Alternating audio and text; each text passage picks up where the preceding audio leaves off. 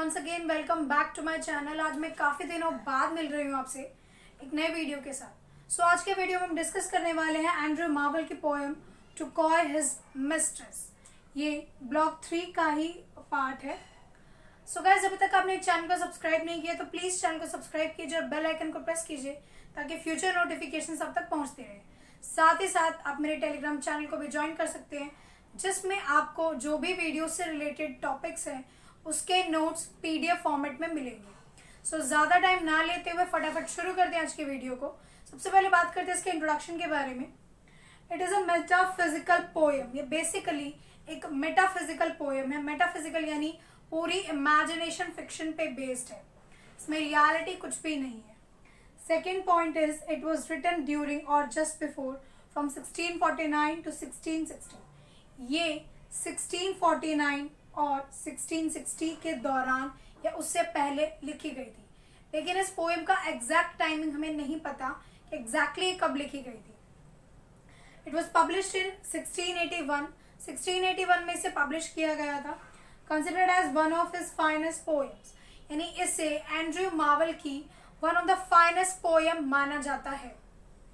Poem is written by the poet for his shy coy beloved, यानी कि ये जो पोएम है ये पोएट ने अपनी शाय मीन्स कॉय, जो कि टाइटल में जैसा कि आप देख सकते हैं कॉय का मीनिंग है यहाँ पर शाय, यानी कि ये पोएम पोएट ने अपनी शाय बिलवेड के लिए लिखी थी।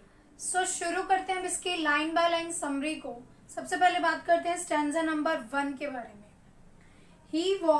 ही we but world enough time, this coyness lady word no crime.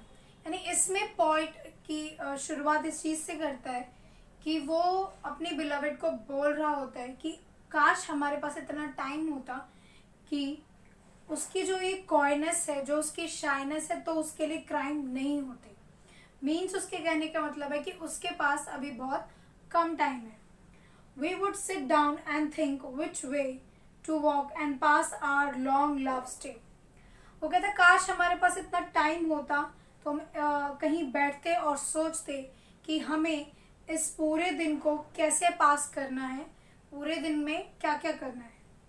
Though by the Indian Ganga side should rubies find I by the tide। तो हम रिवर गंगा के किनारे बैठते और ये वहाँ पे रूबीज को ढूंढते और ये सोचते कि हमें इस पूरे दिन को कैसे स्पेंड करना है। Of Humbers would complain, I would love you 10 years before the flood। और हम हम्बर नदी के किनारे पे बैठते और मैं ये तुमसे कंप्लेन करता, ठीक है, और आने वाले 10 इयर्स तक मैं तुम्हें खूब लव करता कि जब तक वहाँ पर फ्लड ना आ जाता। And you should if you please refuse till the conversion of the Jews. Last की जो 2-3 लाइनें हैं बाइबल से ली गई है।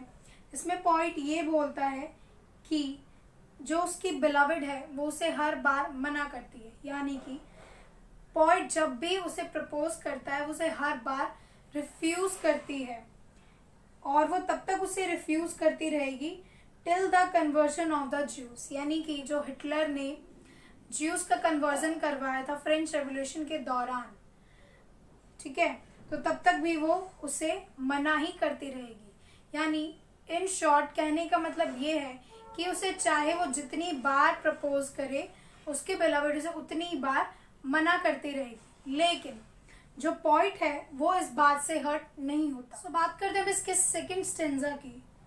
इसमें पॉइंट क्या कह रहे हैं? My vegetable love should grow vaster than empires and more so. यानी कि जो पॉइंट का लव है उसके बिलवेड के लिए वो वेजिटेबल की तरह धीरे धीरे ग्रो कर रहा है और वो किसी भी एम्पायर से बहुत ज़्यादा वास्ट है एंड मोर स्लो, और उसकी स्पीड जो है बहुत ही स्लो है, यानी कि उसका प्यार उसके लिए धीरे धीरे ग्रो कर रहा है। And 100 years should go to praise, यानी कि वो ये बोल रहा है कि वो अपने बिलवेड को प्रेज करने के लिए 100 years भी कम पड़ जाएंगे उसे। Thine eyes and on the forehead gaze, यानी पहले वो उसकी आइज की तारीफ करेगा और उसके बाद उसके फॉरहेड को देखेगा, उसकी तारीफ करेगा। But 30,000 to the rest. लेकिन उसकी पूरी बॉडी की तारीफ करने के लिए उसे कम से कम 30,000 ईयर्स लग जाएंगे। An age at least to every part, और एक एज लग जाएगी उसकी बॉडी के एवरी पार्ट को प्रेज करने में। And the last age should show your heart, और एट द लास्ट यानी एंड में वो उसे अपना हर्ट शो करेगा, ये बताने के लिए कि वो उससे कितना प्यार करता है। For lady you deserve this state, और वो उसे बोलता है कि वो ये स्टेट यानी वो इतनी तारीफ, इतनी प्रेजेस डिजर्व करती है। But at my back I am always here, लेकिन उसकी बैक के पीछे यानी उसकी पीठ पीछे उसे हमेशा कुछ सुनाई देता है। टाइम स्विंग्ड चैरियट हरिंग नियर, यानी कि एक जो रथ है, टाइम का रथ आता जा रहा है। चैरियट का मतलब है रथ, यानी कि टाइम जो है धीरे धीरे वो बीतता जा रहा है, टाइम उसके पास कम है। And yonder all before us lie desserts of vast eternity, यानी इससे पहले कि वक्त बीत जाए उन्हें एक ऐसी जगह चले जाना चाहिए जहाँ पे सिर्फ वो। सो गाइस, बात करते हैं इसके थर्ड स्टेंजा की। The beauty shall no more be found nor in the marble vault shall sound, यानी इसमें इस पैसेज में जो पॉइंट है वो उसकी ब्यूटी के बारे में बताता है कि उसकी ब्यूटी जो है वो एक टाइम के बाद यानी कुछ समय के बाद वो नहीं मिलेगी, वो मार्बल में कन्वर्ट हो जाएगी, कॉफिन्स में चली जाएगी, यानी उसके मरने की बात कर रहा है।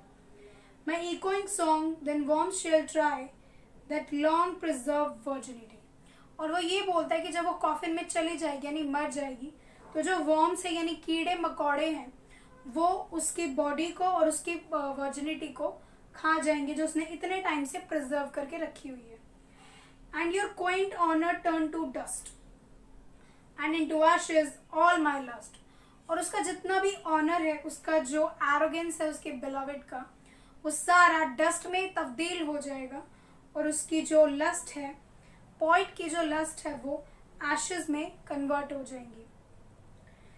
The grave's a fine and private place, but none, I think, do their embrace.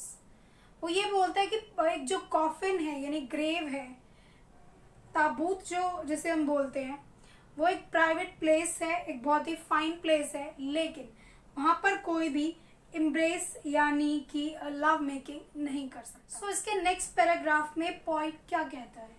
Now there while the youth hue sits on the skin like morning dew, वो इसमें अपने बिलवेड की प्रेज करते हुए, उसकी तारीफ करते हुए ये बोलता है कि उसकी जो स्किन है वो इतनी यूथफुल है, इतनी ग्लोइंग है, जैसे कि मॉर्निंग ड्यू की तरह।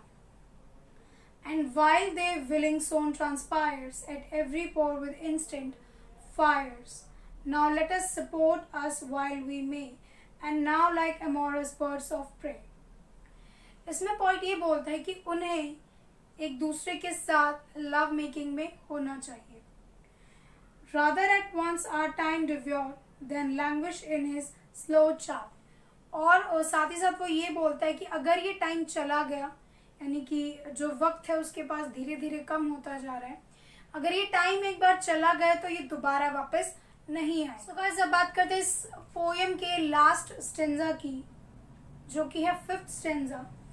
Let us roll all our strength and all our sweetness up into one ball. इसमें पॉइंट ये बोलता है कि उन्हें अपनी स्ट्रेंथ एक बॉल में कन्वर्ट कर देनी चाहिए, and tear our pleasure with rough strife through the iron gates of life. And he further says that there should be in a physical relationship, thus though we can't make our sun stand still, yet we will make him run. और उसके बाद वो ये बोलता है कि एक बार अगर टाइम निकल गया तो जो बिलवेड है उसकी वर्जिनिटी का कोई फ़ायदा नहीं होने वाला। मीन्स एक बार अगर टाइम निकल गया तो वो किसी काम की नहीं रहेगी। सो इस पोएम की जो लैंग्वेज है वो थोड़ी सी अजीब है। सो आई होप आपको ये पोएम समझ में आई होगी। इस पोएम की थीम्स की अगर मैं बात करूं तो इसका फर्स्ट थीम है टाइम, सेकंड है mortality and third is love. And इसी के साथ ये टॉपिक यहाँ पर कंप्लीट होता है। आई होप आपको ये वीडियो समझ में आई होगी। अगर वीडियो अच्छा लगा तो चैनल को सब्सक्राइब, लाइक एंड शेयर ज़रूर करें एंड साथ ही साथ मेरे टेलीग्राम चैनल को ज्वाइन ज़रूर करें, जिसका लिंक आपको वीडियो के डिस्क्रिप्शन में ही मिल जाएगा। सो मिलते हैं नेक्स्ट वीडियो में एक नए टॉपिक के साथ। तब तक के लिए keep smiling, keep learning, keep growing, never stop learning because life never stop teaching. Thanks for watching.